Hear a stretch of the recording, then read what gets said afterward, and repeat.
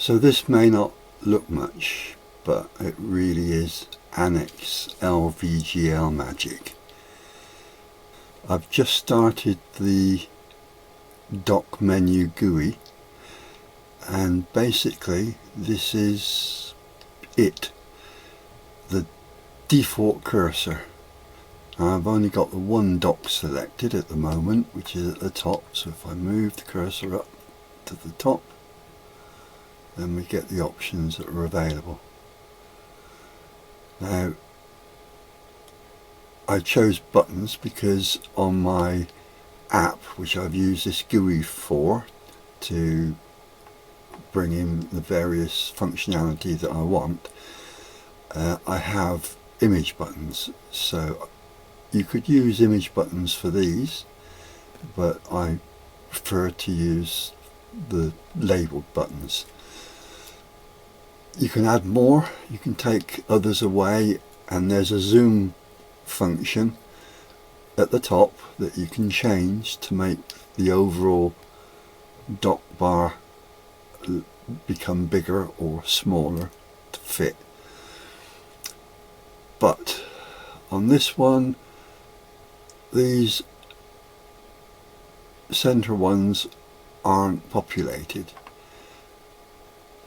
The only thing that is the clock, which I've included because I think most people would probably want a clock, and I have a routine included in the GUI that brings up the day and the date and the month, as well as a scrolling clock. I'll just turn that off for the moment. Then we have utilities and settings.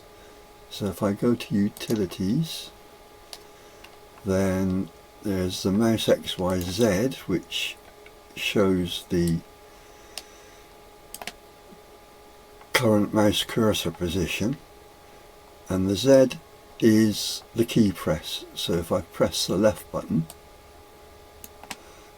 or the right button or both, you'll see that it's coming up with the code that's returned by the mouse, and the center button, center is too long, I've called it mid, is the button that's under the scroll wheel. So if I press that now, it comes up with mid.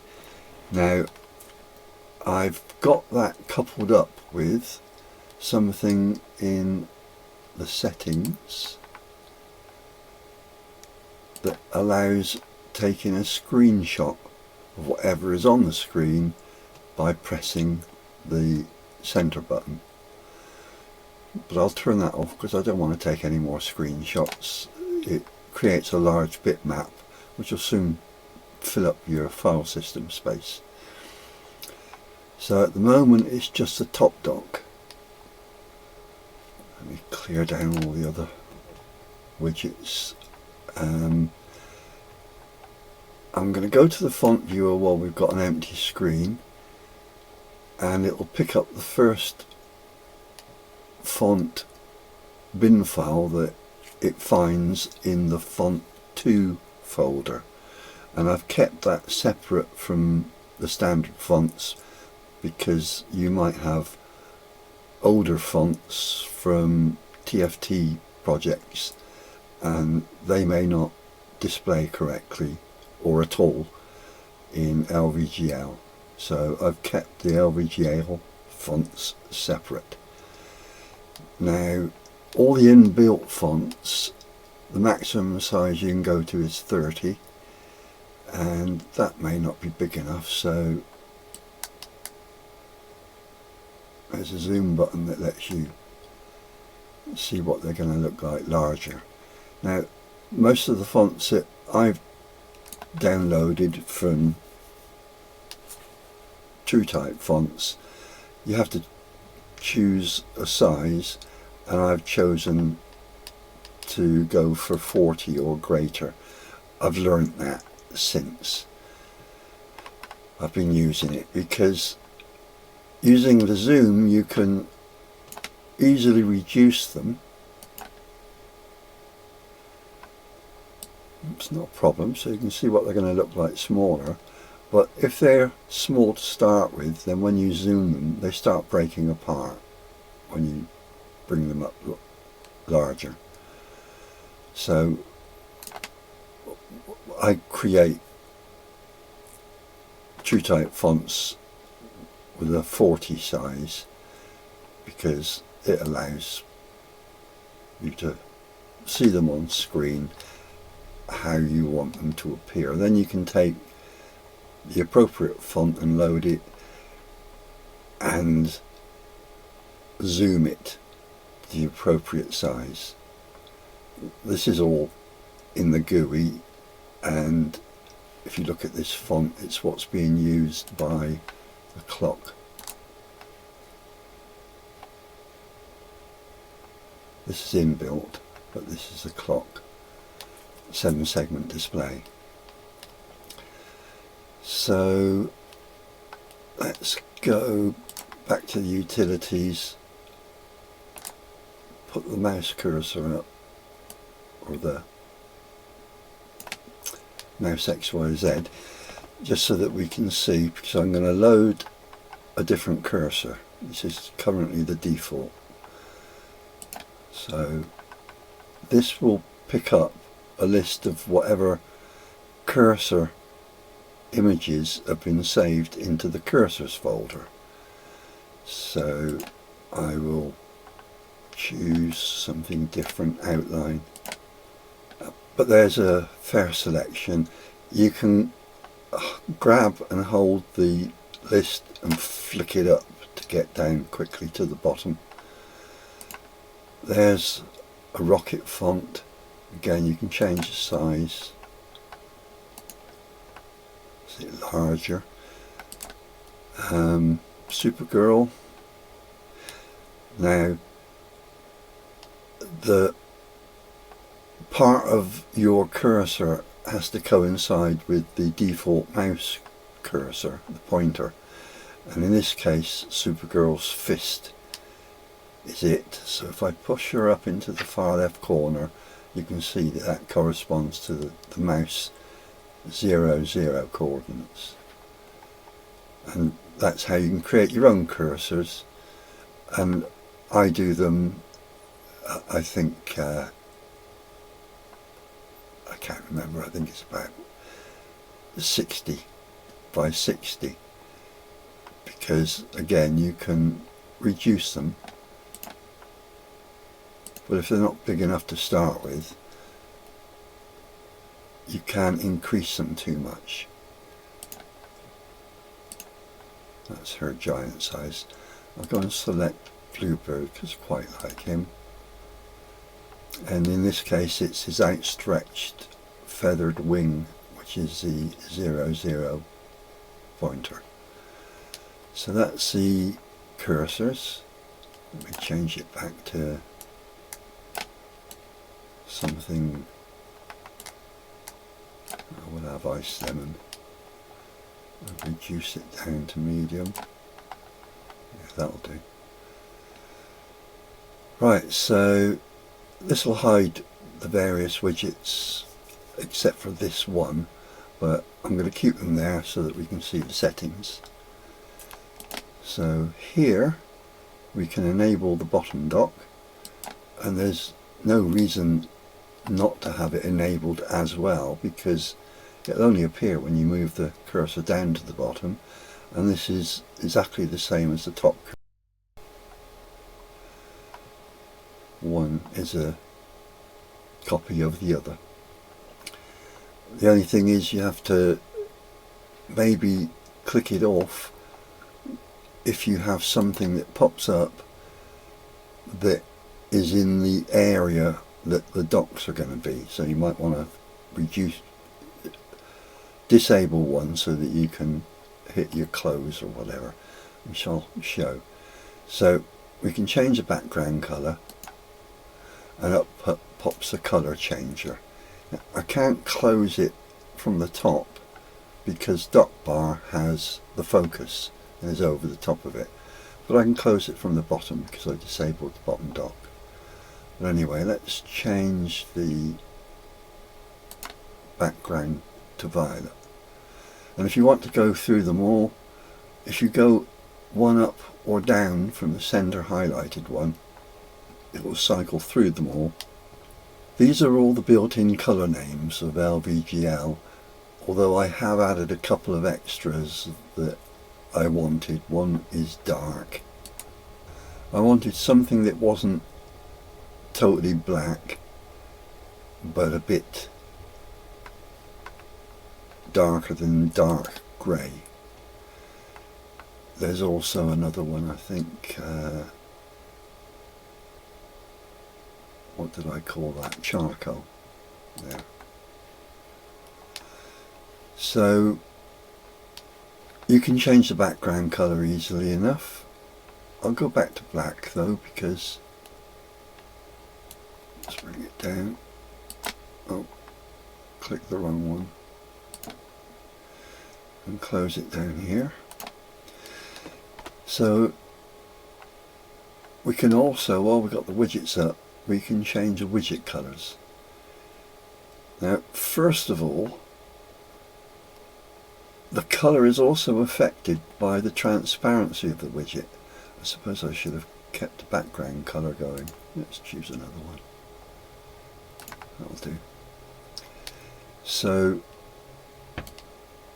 if it's fully transparent, you're still going to see the background through it, but as you move up through to full transparency, then, and just to show that, if I drag that over so it hides what's under it, whereas if you, let me go back to black.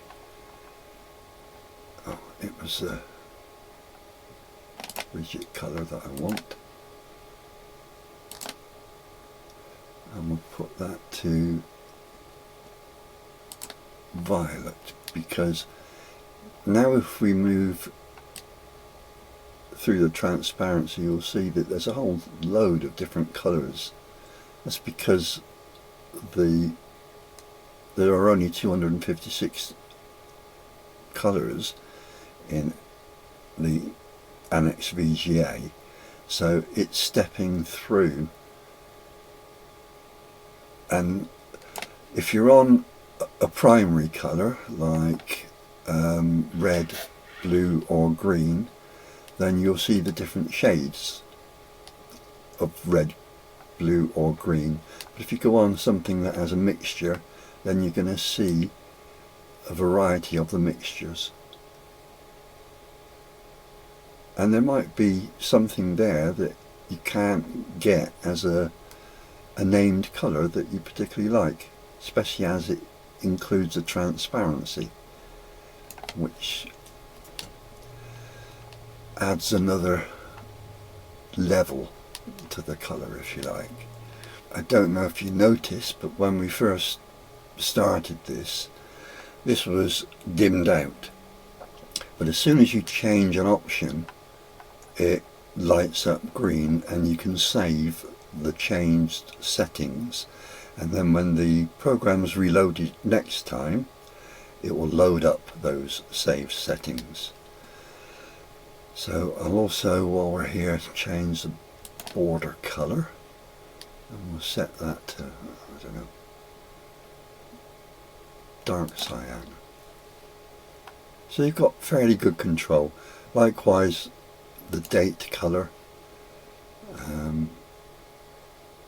we'll set the date to sky blue and the clock to magenta. So you've got quite good control over it all. The show logo is just my little ElectroGuard logo. It's clickable, but it doesn't do anything in the GUI, but in my app it does. If I click on it, you see it brightens up. So you can change that for any image that you want, or just not use it. That's the whole point of the GUI, is you don't have to use any of it that you don't want. You just have a blank screen if that's what you prefer. Bring up the clock again, just have something there. And debug, all that does is toggle on and off the debug variable that's at the top of the script. By default it's off. Can't really show you it here because I'm actually capturing the VGA output from the device. But that toggles on and off certain things that you might want to send out using WLog to log in the log window. So what I have, if there's something I'm trying to track down or check on, in the script I'll put if debug greater than 0, then WLog and whatever it is I want to see, and I can toggle that on and off from here. So you can actually toggle your WLog window in the editor on and off from there. Show butterfly.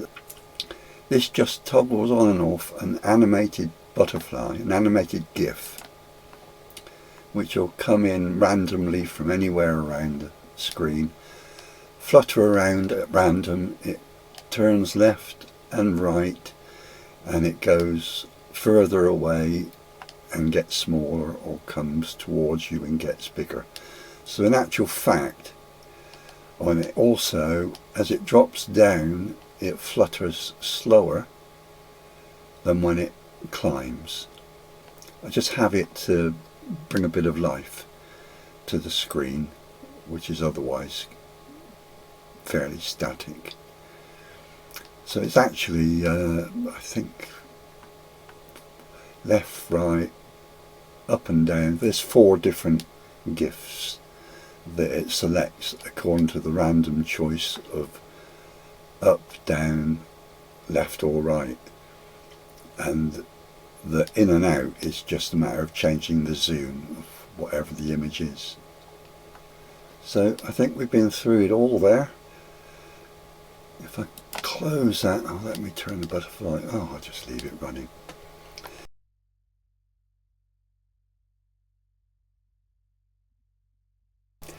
You have a fairly powerful graphical user interface that you can use to populate these other empty buttons with whatever you choose.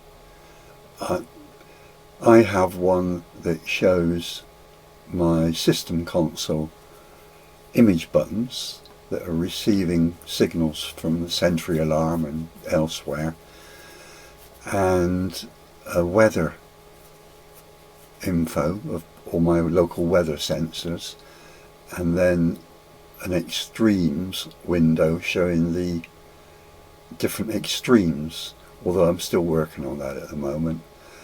And this will be a calendar if I can figure out how to relate, let's say, a text file of certain events that I want to be highlighted in the current month, which can easily be picked up from the long date. So that's quite a usable GUI. I'll turn the butterfly off now. And when you're disabled anything you don't want, you have a totally uncluttered screen. By the way, the clock can be zoomed bigger or smaller as well. A lot of the things can. So I'll be posting that. I just wanted to do that quick overview, and I'll do another one that is more populated as an app for my purposes. That will follow.